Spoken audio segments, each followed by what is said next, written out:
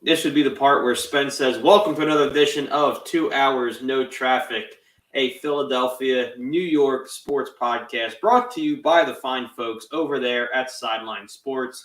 I'm your host today, Philly Brandon, joined by Spen Harris, who just unmuted himself. Listen, I don't know how many episodes we've done together. It's got to be over 200 at this point, and that's never happened in 200 episodes. I know. You know what? I want credit for not muting myself to start the show in the first 200, 201, little technical difficulties. I'll get it right for 202. Fortunately, you do use just about the same intro, so I know it like the back of my hand, and I can fill in as necessary. That was a good intro. I'll give you credit. That was good. I've been watching. I've been studying. You got to be next man up.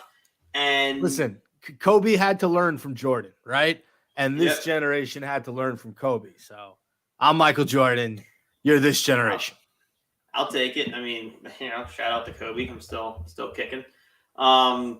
Sixers Nets happened. Super busy point in both of our lives at the time, so we didn't get to do the bonus episode we were hoping to do. But the series didn't last too long, so you can't really blame us because we only got 4 games to do it in. Yeah, it's a good point. Obviously, I'm ecstatic. I thought the Embiid-less Game 4 was as good as I felt about this team. I've been a little bit more on the pessimistic side, but seeing guys like Paul Reed make a real contribution, not just in the, you feel so good, it's Paul Reed, good for him, like genuine big contribution on the basketball court was nice to see. I think this series we saw PJ Tucker at his PJ Tuckerist, just with the way he was able to take advantage of, the Nets being an overall small ball club and get a lot of second chance points. Tobias Harris, playoff Tobias, just steadying the ship at every turn. And then Tyrese Maxey is kind of who we thought he was. He's when you don't have Joel firing on all cylinders, you don't have Joel at all, it's not James Harden you're going to lean on. You're going to lean on Tyrese Maxey. And he showed that he's someone you can lean on and he can win you a game. D'Anthony Melton played fantastic down the stretch in game 3 and 4. So, outside of Joe, it's not Terrence, straining his LCL, not great. And James Harden looking like he's 74. Everything else looked pretty encouraging if you're a Sixers fan. Yeah, and the funny thing is, Brandon, I was thinking on my way over to the podcast, I don't even think the Sixers, touched their peak against the Nets, right? We still haven't seen that gear from the Sixers where you have Embiid playing well, Harden playing well, and Maxey playing well on top of Tobias doing his thing. So it was funny because, let's face it, the Sixers are the more talented team than the Nets. I said that before the series. What I was hoping was that the Nets would out-effort and out-execute the Sixers. Now, the Sixers had us on talent. They had us on chemistry. So my hope was, play the try-hard team and just try to tough them out of the building. And the fact that P.J. Tucker did what P.J. Tucker does better than anybody on the Nets, guys like Royce O'Neal, guys like Dorian Finney-Smith, these supposed to be tough hustle guys. They got out-muscled by the Sixers. I thought that offensively the Nets were pretty putrid in this series. Yeah. You were very reliant on 2 guys. Yeah, Mikal Bridges kind of floundered after the first game. His offense kind of went elsewhere. Dinwiddie was up and down. He had some moments where he thought he was the big dick on the team, and Joel Embiid just swatted the shot into oblivion. That was like my worst. Like when Dinwiddie went up with that layup, was that game 3, right? Mm-hmm. Yeah, and he just had absolutely, and he wanted the goaltend, and it was not a goaltend. But no, I think the Nets saw where their flaws are on this offense. Bridges needs another year in this system. I really loved what I saw from Cam Johnson. I thought that Cam Johnson had a "you better fucking pay me" type of series, and that was great to see. Claxton finished strong, but he was really not relevant for the first 2 games. He got ejected in game 3. So from the Nets perspective, I liked a few things we did here and there. At the end of the day, it was a sweep, not enough offense. And you can't get out-efforted by a team that's already more talented than you. So, Yeah, and that's the part that I was most worried about. I was always confident we would win this thing. I came into it saying 5 because I thought you'd steal that first one in Brooklyn. But when I look at the Sixers play, I don't look at us as a team that has enough effort, enough toughness for the 50-50 balls. I mean, PJ Tucker notwithstanding, he's great. Paul Reed when he's in. But there were moments, even in the series, there's moments when you watch our starting 5 where, there are times where it's, that offensive rebound is beneath them. Or, the dive on the floor for the defensive rebound is beneath them. And I thought the Nets were going to be scrappy enough to make that a big problem. And it to my surprise, didn't happen because that had to be the game plan. I mean, if you're Jacques Vaughn and you're honest with your team, it's, look, we're not going to beat them straight up. We need to beat them on the margins, 50-50 balls, free throws, not get into foul trouble, like the little stuff. And they didn't do any of it. And I got to say, not that it mattered too much for the series, and you and I talked off air about it, that I didn't think the officiating was great both ways. I think there was a lot of fouls that should have been called that weren't, and a lot of ticky-tack fouls that should never have been called that were called. But I thought Jacques Vaughn appealing to the refs had big, like, Nick Nurse, Toronto kind of bitch boy vibes. Like, you had so many other issues to work out to potentially hang around in that series, but to do 2 separate press conferences about the refs wasn't great. I don't know. I guess. Look, at the end of the day, the position you're in, so you're trying to get any advantage possible. And if you think appealing to the refs a little bit, and by the way, like, there were a few times where Embiid traveled. Let's be real with ourselves. Embiid's great, I mean, yeah, but he takes some liberties with the basketball. For sure. He does it a little bit more than most. So, no, I wouldn't call it a bitch boy move. I don't like comparing coaches. Right now, Jacques Vaughn has a job and Nick Nurse doesn't. The one thing I do want to bring up, and he's going to coach the Bucks, by the way. I think they're going to fire Bud after this season because they should. A rough loss to Miami. Brandon, I have a question about Joel Embiid. Mm-hmm. Why is he addicted to falling on the ground every single play? So a lot of people ask that same question, myself included, because I hold my breath every time he does it. I mean, the guy's 7'1", 280. Like, it's scary. So as me and a lot of the Philadelphia fans did some digging, along with other actual journalists. And apparently when he had his MCL done, which if I remember correctly, would have been the Hawks series when he was playing on the torn MCL. He was instructed to not fall on his knees, rather to go limp and just fall. So where you and I would try and catch ourselves, like, and keep your legs under you, he was told that at his height and weight, he's better off just going limp. Why do I feel like you should get advice from another doctor? It doesn't seem great to me either, because then you open yourself up to shoulder and back problems. But apparently to keep his knees, they said, you're better off going kind of limp on the way down. By the way, really quick, for all the listeners out there, you want to know how fast I am? A fly just flew by my eye, and in one motion, in one motion, I Mr. Miyagi. That was insane. I don't think I've ever done that in my life. That's absolutely ridiculous. Right. I've never seen that from any other player in the NBA. And look, if you're going to fall on the ground, fine.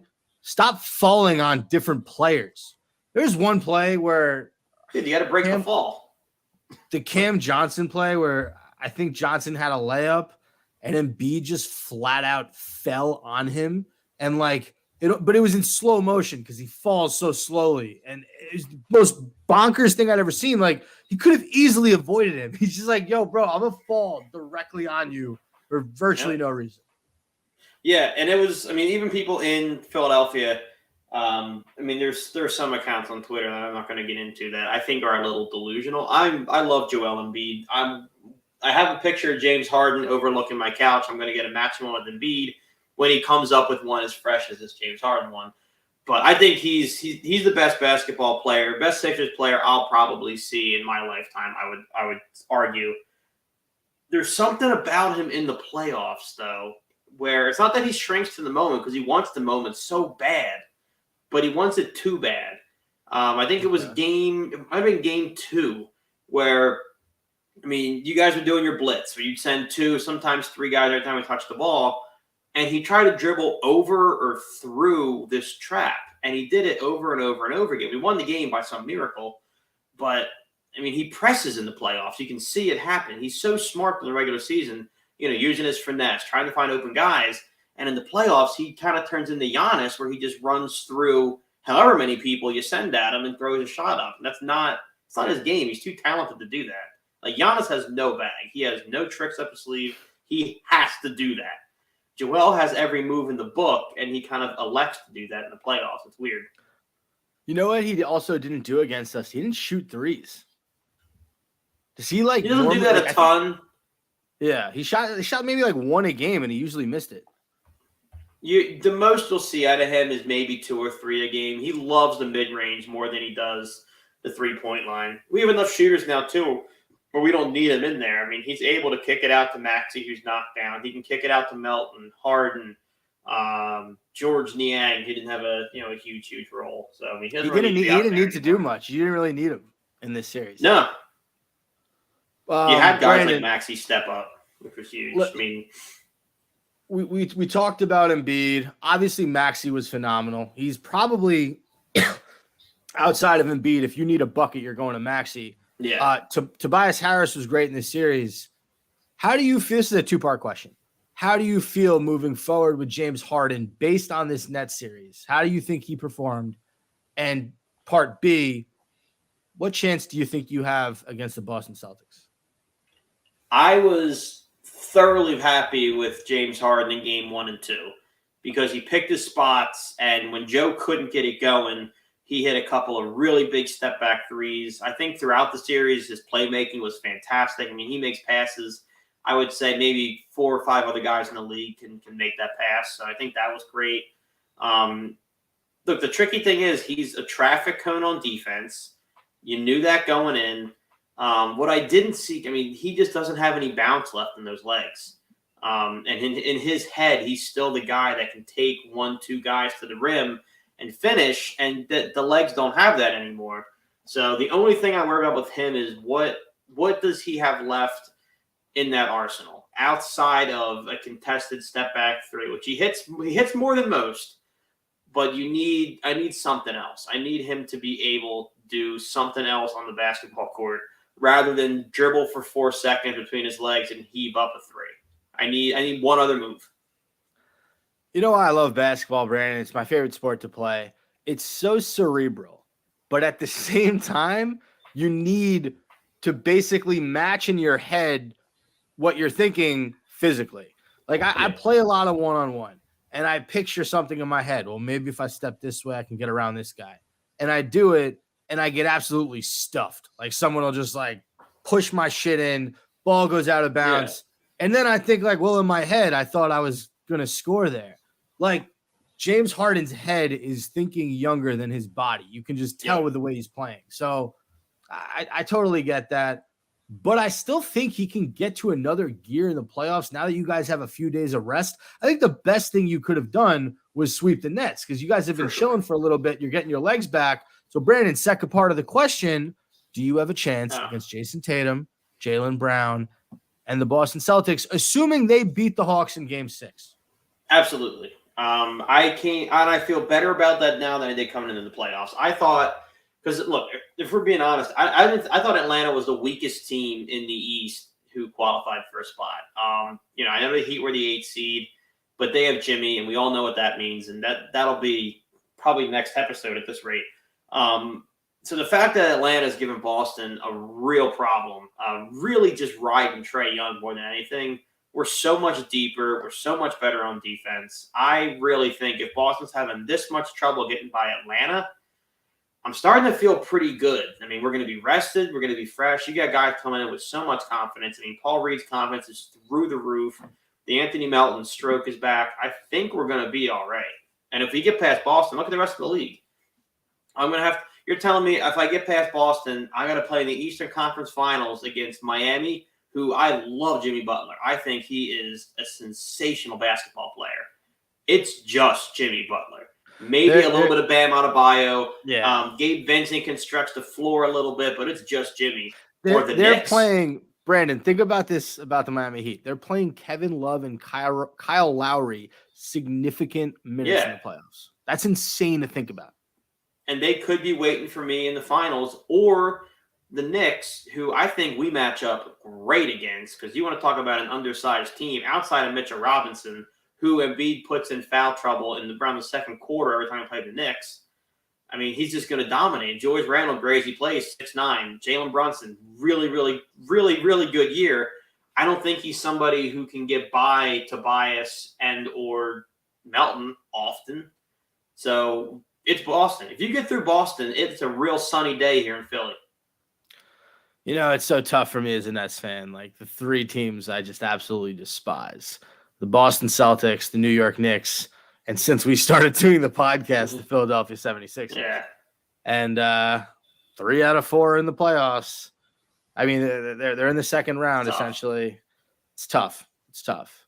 It is. And I mean, we don't have a ton of time today, but I do want to get your quick.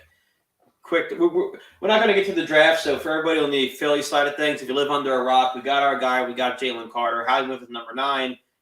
Gave a 4th rounder to do it. Everyone is ecstatic. That's basically what's happened in the draft so far.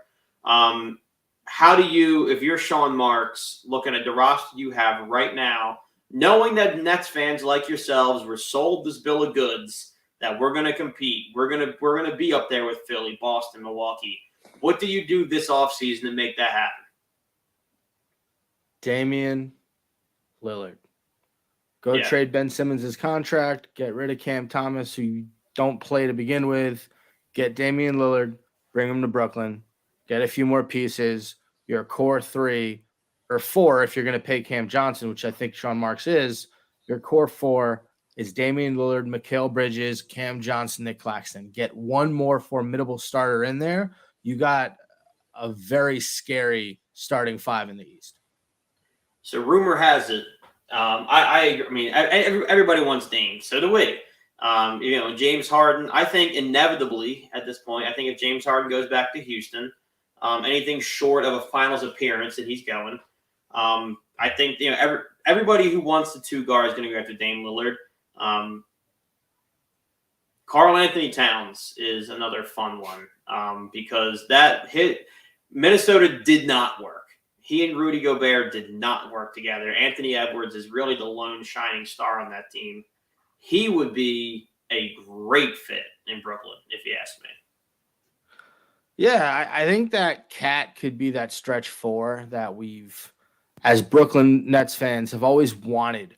Like, somebody who can hit the 3, who can play down low, who can get rebounds, who can play, aside a Claxton or a Jared Allen or a Brook Lopez. We had, since Brook Lopez, we have not had a true 4. We had Kevin Garnett the one year. He wasn't really Kevin Garnett. He was a shell of Kevin Garnett. So I would really like to see that. Our last best power forward, we're all going all the way back to when I was 13, was Kenyon Martin. Yeah. Right? Undersized too. So I think Cat would be a cool fit in Brooklyn. He's also from New Jersey. He played high school ball around here. But, Damian Lillard has a relationship with Mikal Bridges. Those guys are tight. I don't think he's that close with anybody on Philadelphia. So I want you to get Damian Lillard out of your mind. You're not getting him. Don't bring his name up with the 76ers again. I will get upset. Okay. I mean, that's fair. One of these 2 teams. He doesn't like you guys. Just get over it. He likes winning. I don't think you're wrong. I think, he revamps your whole program. I don't know this offseason how big of a splash the Nets are going to make. Like, if they're going to star hunt again. Although I think Dame's your safest star you could possibly get. He plays a lot. He's consistent. He's not. If you don't star hunt, then what do you do if you're Sean Marks? I think you just you swung and you missed. You stripped this team of a ton of assets. I think you start going young. I think you get young, high upside guys, which you started doing this year. Cam Johnson, Mikal Bridges, get guys who are going to grow with them. I mean, that's a tall task because those guys are 27, I think, and 28 respectively. They're not super young. They're like close to 30. So I guess the point is, if you're gonna, you can't really just like be satisfied with that core, and then you can't do what the Thunder are doing. You're not young enough. The rest of your team is actually relatively old. So if you're the Nets, you have one of two options. You either completely blow it up and trade Mikal Bridges for picks. Don't sign Cam Johnson. Play Cam Thomas. Start him. Let him be your leading scorer next year, and just absolutely suck for the next 2 years.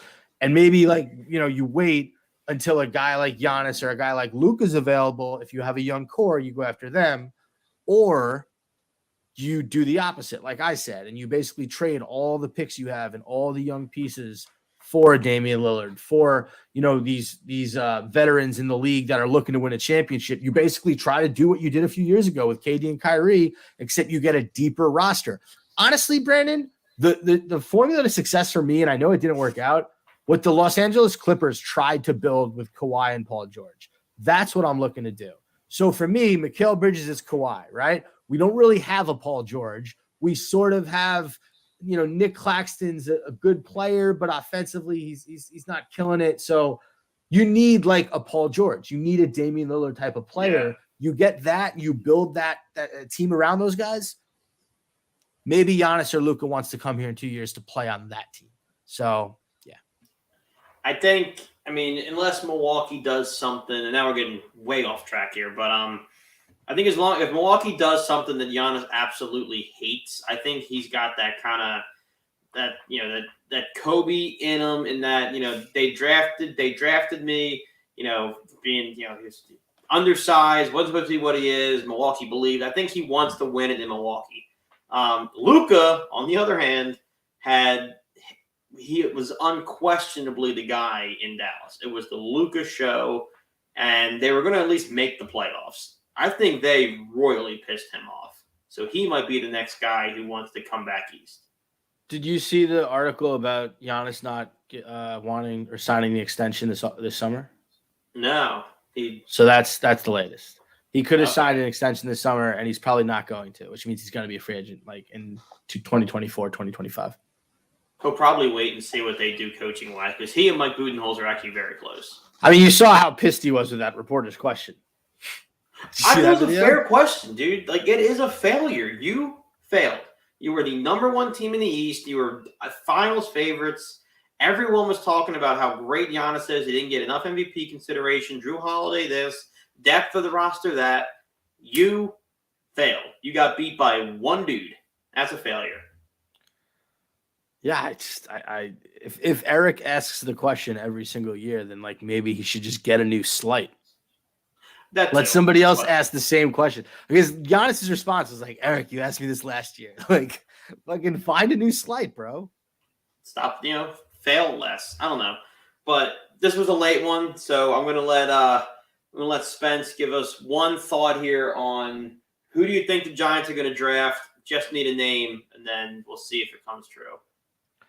All right, who are the Giants going to draft? They're going to draft a defensive player, in my opinion, and that defensive player is going to be Felix Anudike Uzama from Kansas State, defensive end. All right, you heard it here, folks. Book it. For Philly Brandon, that's Ben Harris. This is 2 hours, no traffic, brought to you by Sideline Sports. See you next week. Bye-bye.